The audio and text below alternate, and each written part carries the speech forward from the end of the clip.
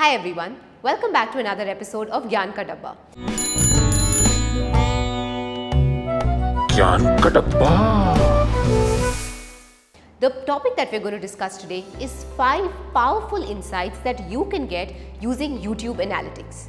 Now, if you or your brand have a YouTube account and are just getting started and want to figure out what is it that you can do differently or improve in your YouTube content, YouTube Analytics gives you some really great insights into what is working for you as a brand and what's not.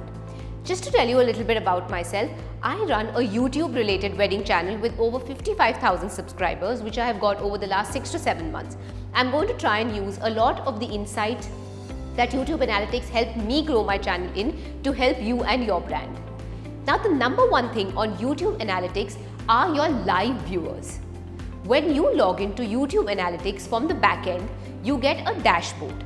The number one thing that you can see on that dashboard is how many people are watching your content in the last 48 hours and in the last 60 minutes. The reason that I find this extremely useful is because sometimes if I do a WhatsApp blast or share a particular video link on my Instagram or social media, it's interesting to see when exactly is there a spike in the number of people watching my video content. It helps me understand what is working in terms of driving traffic to my YouTube, or what is the exact time when people are consuming my content, when is it really that it is working and when it's not in terms of the time, and that helps me figure out when should I schedule my videos or when should I go live with my videos, and it really helps me plan my content. The other aspect is the performance of a new video that you have launched in the last 2 hours. When you come into your YouTube Analytics dashboard and you have just uploaded a video, the first thing that you can see is that after the first 2 hours, how has your video performed in comparison with 10 other videos. So it really gives you the rank, it tells you the numbers of views, is it up or down below your channel average. So this helps you understand whether the content that you have created, is it really working when it comes to your other videos or not. Now, for example, one of the insights that I use this for is that typically I launch my videos at around 11:30 in the morning on every Saturday. One Saturday, I tried to launch it at 5:30 in the evening.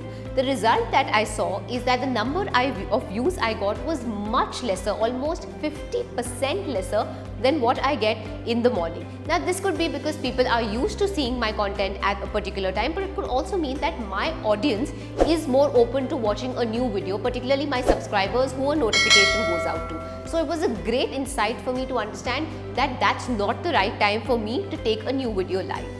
It will in general help you understand what kind of content is working for your channel and what's not.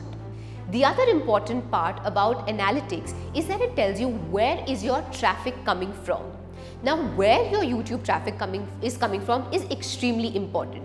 For example, when we launched Gyan Ka Dabba as a channel, a lot of our traffic was actually coming from social media in terms of LinkedIn, Instagram, etc. because we were talking about this platform to our current audience base on other platforms to really drive them here.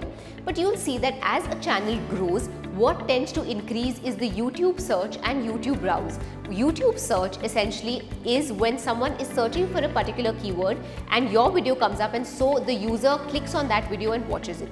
I feel that it's really important if your video gets a lot more views from search than anything else, because it means that your video is working when it comes to the right keywords and also having the right content for those keywords.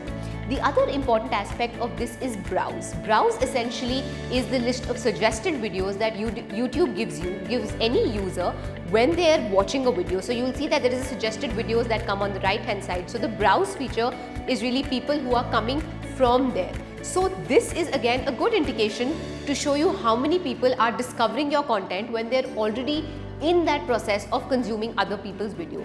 YouTube traffic is a very, very important resource for you to understand where is your traffic coming from and where is it that there are opportunities for it to grow.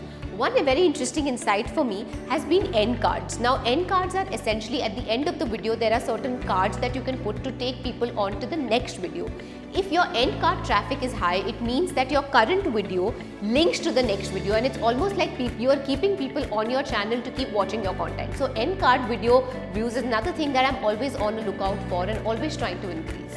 The next insight that you need to find is who is watching your video.